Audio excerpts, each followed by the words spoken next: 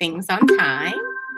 Um, we are going to be recording this because this is our last event for our toddler and primary family. So we want to be able to share this electronically for people who weren't able to join us.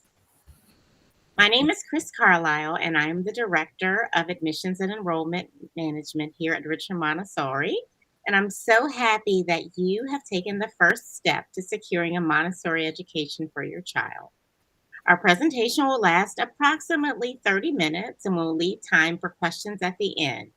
If you hear something and you need clarification or you have a question before you forget, if you're anything like me, I do forget mid thought, go ahead and type it in the chat. And that way we can try to address it at the end, or if it's something that can be addressed during the presentation and we can respond back via the chat, we'll do that. So at the end, we will also leave time for question and answer in case just want to come off mute and ask the question at that time. So right now, I'm going to go ahead and let the rest of our team members introduce themselves. I'm starting with Kristen. We can't hear you, Kristen. Sorry. Good morning. My name is Kristen Giacco, and I am the director of the early childhood program here at Richmond Montessori, and that includes the toddler and the primary programs. Thank you. Good morning. My name is Charlie Spitzer. I work in the admissions office with Chris. So I'm here, you might see my name pop up here to help you through this process as well. Thank you, Charlie.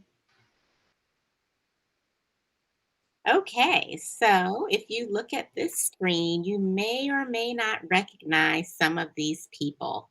What do you think that these people have in common? And you can just type your response in the chat, or you can just come off and say it. They all were successful or are successful. Yep, that's one thing. They all had a Montessori education? Absolutely, yes. So yes, these people all received a Montessori education.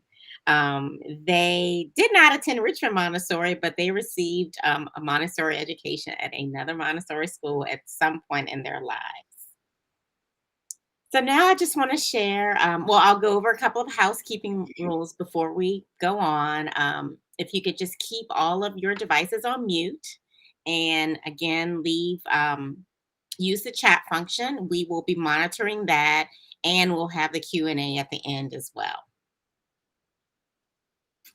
Now I just want to share a little bit about our school. Richmond Montessori School is a private school that serves children from ages 18 months to 8th grade. As the only dually accredited school in the Richmond area, we're dedicated to providing our children with a premier education that they will not receive anywhere else.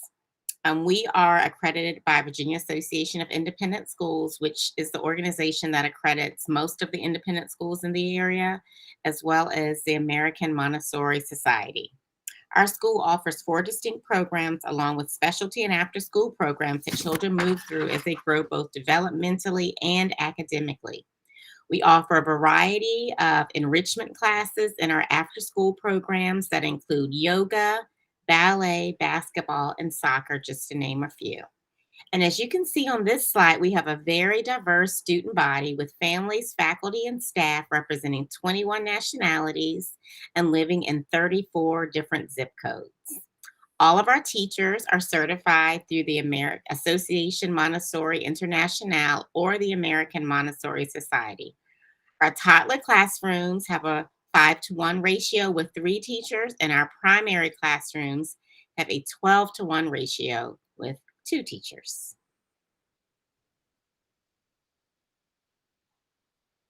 So what is Montessori? What is the Montessori method of education? Well, I'm glad that you asked. The Montessori method of education focuses on the natural development of the child, where hands-on learning and character development are the mainstays of teaching and learning. Teachers guide students using a more child centered approach than in traditional schools. In Montessori schools, children are actively encouraged to explore, play, and learn alongside their peers through activities that challenge as well as stimulate autonomy, creativity, and mastery. The Montessori method of education was developed in the early 1900s by Dr. Maria Montessori, and you can see her right here on the screen. And she believed that children learn better when they have the power to choose.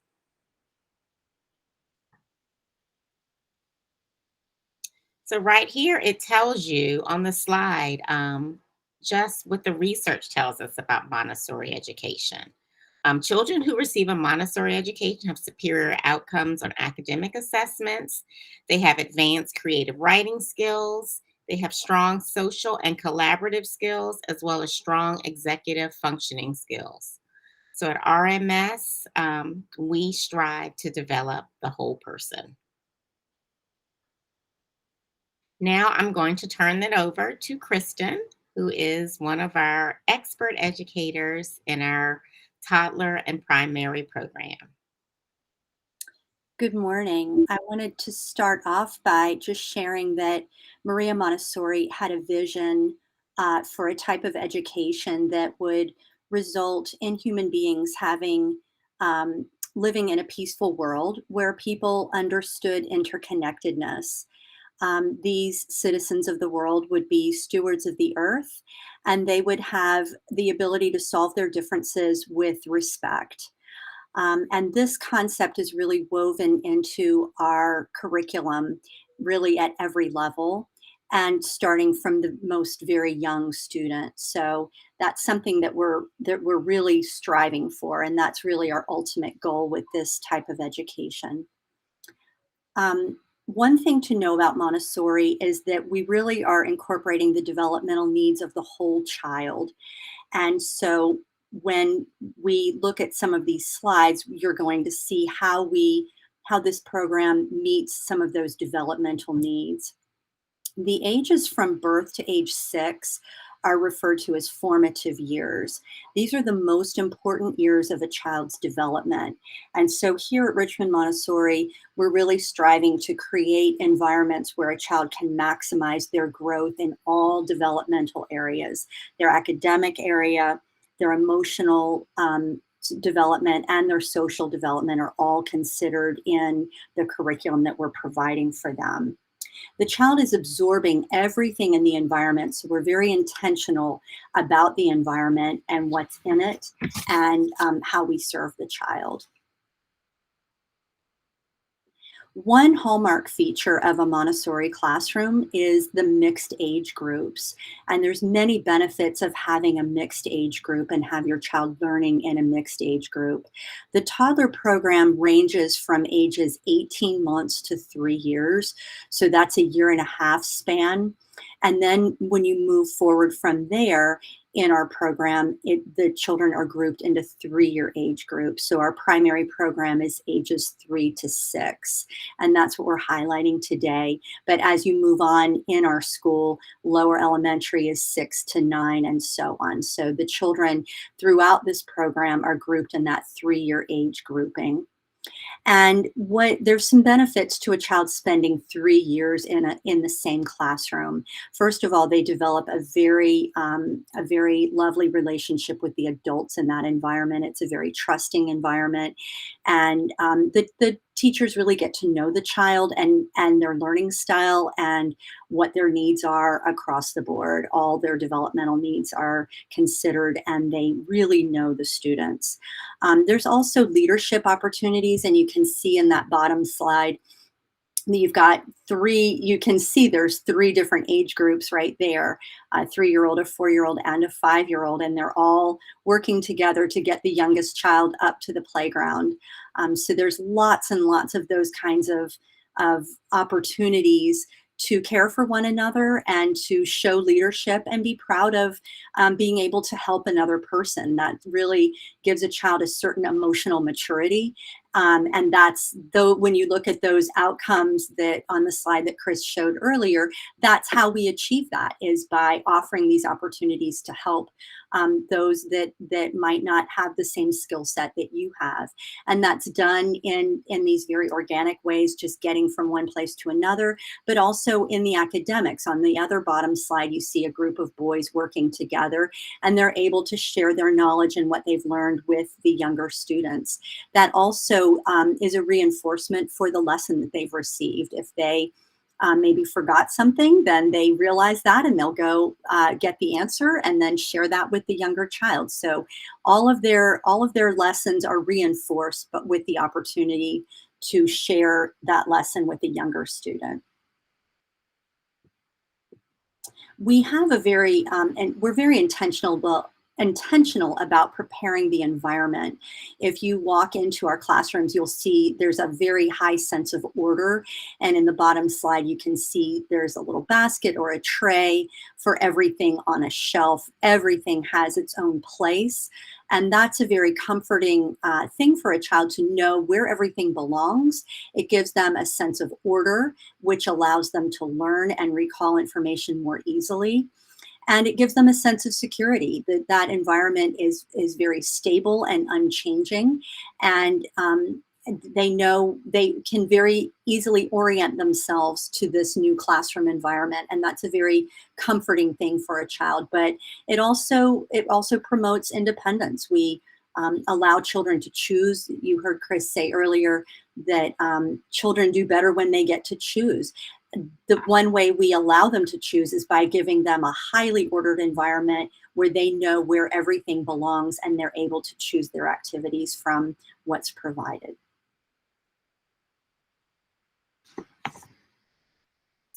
So now I'm going to talk about a couple of different learning areas in the classroom. This first area we're going to talk about is practical life. And this is both in the toddler and in the primary program. You can see some girls, those are toddlers washing the windows. They've got a little spray bottle and a squeegee. Some other toddlers are caring for a plant, and it looks like a primary child on the bottom washing a dish. So practical life is really the foundation of the curriculum in early childhood. You can see and notice, I'm sure that a lot of fine motor skills are going to be developed with squeezing the water in that spray bottle. So there's a lot of benefits to practical life. One is to connect the child to the environment, and they become caretakers of the environment, and they are active participants in maintaining that environment. And also the responsibility of washing your own dish or sweeping up your own mess. And this is done in a very organic way. Children want to do these activities. They want to wash their own dish and clean up their own mess. And it gives them the message that they can do it and that they are capable human beings.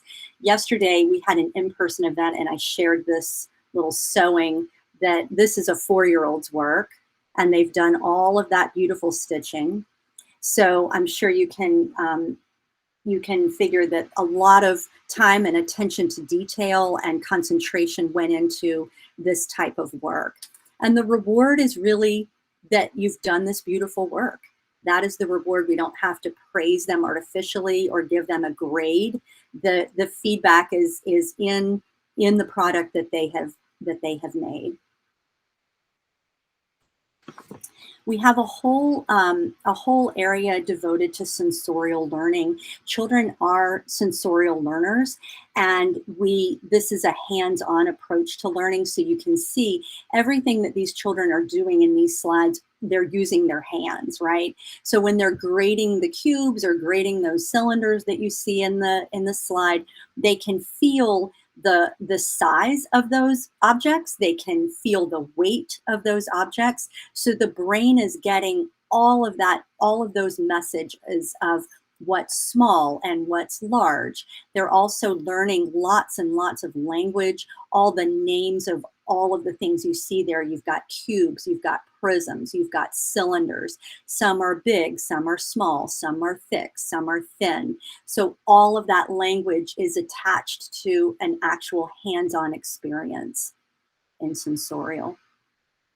This is a multi-sensory curriculum, so we're using the senses to teach all academic areas, not just those ones that we just talked about. So you can see in the top slide, the girls are tracing what we call the sandpaper letters, and that's a piece of material used to learn the phonics. So they're getting this sensory impression on the brain by tracing the letter with their hands. And that's giving a stronger impression on the brain than just seeing the letter shape and hearing what sound it makes. They actually get that hands-on experience of what that letter feels like. Language is a very vast section of learning, especially in toddler and in primary. At the age of 2, the child is actually absorbing more language than in any other period of their development. So we are very intentional in giving them a very rich language experience. And we have a lot of materials and games and activities that expand the child's vocabulary in a very fun and engaging way. We also are teaching, like I mentioned earlier, the phonics. In primary, they are learning phonics, they're learning how to write, they're learning how to read. So really our goal in language by the end of early childhood is to be able to read and to be able to express yourself both verbally and in written form. Math is a beautiful area of study in the Montessori environment. We have beautiful hands-on materials that teach very advanced mathematical concepts. We have the ability to teach addition, subtraction, multiplication, and division using these hands-on materials, and they're very engaging and fun for the child. They're really hungry for that information, and using these special, beautiful materials, you can see the colored beads on that slide well, it's on my left, and you can see this little boy. He's labeling each section of those beads. That's called the 5 chain, and he's counting by 5s. So that actually teaches skip counting by 5s. And finally, the geography section is also a very important area of study. You can see here, this is a map of the United States, but we have the ability to teach the land and water features of the Earth, and also the locations of all the continents and then all the countries of the world. And we do that with multisensory puzzle maps. We also have globes for a more concrete example of what the Earth's shape is, and then we move to those maps. But you can see they're colorful and beautiful and engaging, and children enjoy drawing the maps and labeling the maps. The other part of geography that I wanted to mention is that not only do we teach the locations of these countries, we also study their cultures and give the child the opportunity to learn about different ways of living.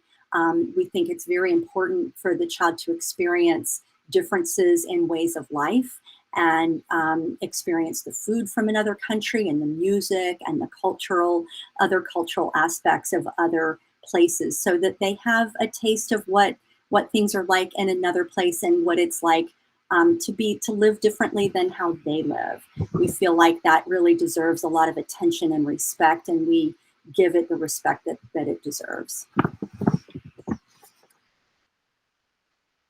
So our goal in the early childhood program is really to allow the child's natural talents to unfold.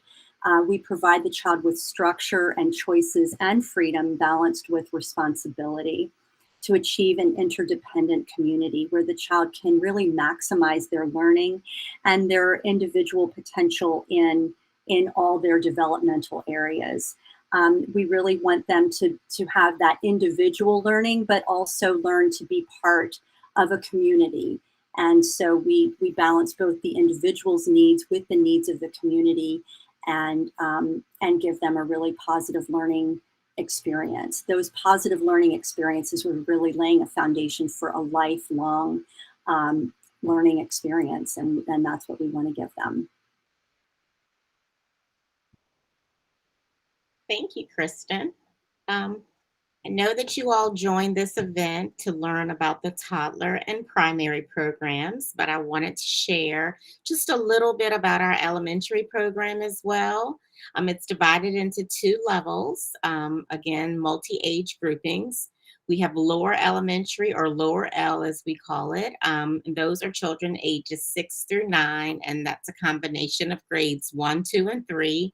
And then our upper elementary program, which is upper L, is for children aged 9 to 12, and it combines grades 4, 5, and 6. And the middle school, that is the pinnacle of our program. It's for ages 12 through 14, and it combines grades 7 through 8. And our middle school students are the leaders of our school, and they participate in a lot of different experiential learning programs, and it's a wonderful program. So when you start, you know, you've got to finish out in 8th grade so that you can get to experience. Some of you, I don't know if you've been on our campus or not, and you will be able to participate in a tour after participating in this event.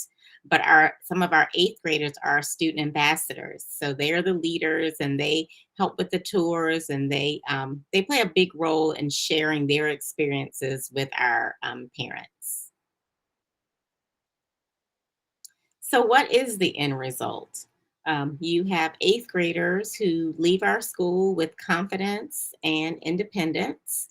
With the help of our high school guidance team, they will be moving on to the next level. And you can see on this slide, they go to different schools in the area. 13% go to public schools. We have a good group who go to one of the governor's schools. 50% do go on to independent schools, and we do work with those independent schools. Like I shared, we're part of VAIS, which means we are part of, in the Richmond area, it's called the Richmond Admissions Group. So we have relationships with all of the independent schools in the area.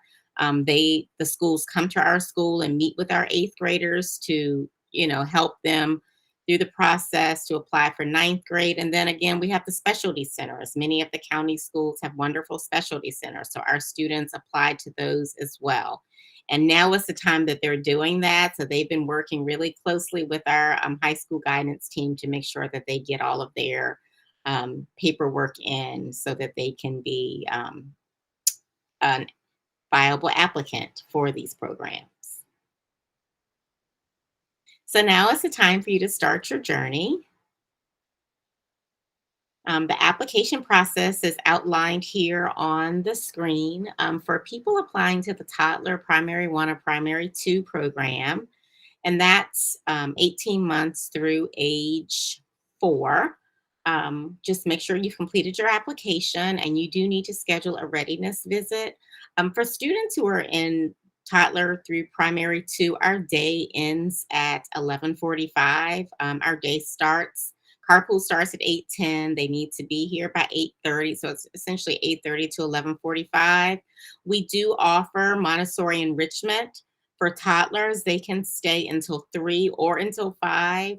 For Primary 1 and Primary 2 students, they can stay until 3 or until 6. And that's if they need to stay longer than 11:45. So make sure you mark that on your application because those spots do go quickly.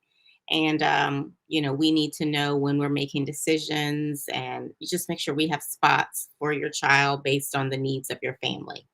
For Primary 3 students, those are kindergarten students. It's the same thing. You complete your application. You will have a parent release form that you need to sign because we do send a preschool report over to your child's preschool, and they complete that and then return that to us. And then they also will have an assessment, a readiness assessment that they will complete with Kristen. Um, their day ends at 3 o'clock. So if you do want extended care for them, they could stay until 6. But our P3 students remain in the classroom after the P1 and the P2 students leave. So they will have that second half of the day with their teacher where they're able to focus a little bit more on more academic um, content, just like other kindergarten students at other schools. We just call it P3. So if you have not done so, I encourage you to go ahead and apply. Everyone who applies and gets their assessment scheduled by January 15th will go into our first round of decisions. We may not be able to get everyone's assessment completed by the 15th, but you need to at least have it scheduled. We do have limited spots for those assessments. We started assessing in November. So November, December, and January, we'll be completing those assessments. So it's very important that you go ahead and apply now. We do have a common notification date as the other schools in the Richmond area. So for students applying to P3, they will find out the third Thursday in February if they've been accepted. Everyone else, we start making decisions around mid-February. So we will start notifying families at that point if we have a space for your child. If we don't, we do have a wait pool, and we do add students to that wait pool based on availability. And those students who apply first, we get their decisions. If there are any who are unable to attend, we then move to the wait pool based on the need. So if we need more toddlers, we're going to go to the toddler wait pool. Vice versa with the P1, P2, and P3. So I encourage you to go ahead and apply if you're seriously interested in your child joining us in the fall. And as I mentioned, everyone who attends this program gets an opportunity to come and tour our campus. We know we wanted to offer hybrid models because for a lot of people, it was just easier to join us for the virtual sessions. You could, people are working or have a lot of things going on in their schedules, but we are Tuesday from 9 to 10. We will be giving tours to anyone who's on this call who would like to come over to our campus and take a tour of our classrooms. We have a little short observation piece there. And we will be sending out a sign up for that so that you can sign up to come during that time. I think someone raised, I think I saw a hand raised. All right. That was accidental, but okay. I was like trying to screenshot it. Thank you. Okay, that's fine. But we'll be sending that information out too, so you can schedule. So now, if you have any questions, you can raise your hand or you can type them in the chat, and we will be happy to answer them.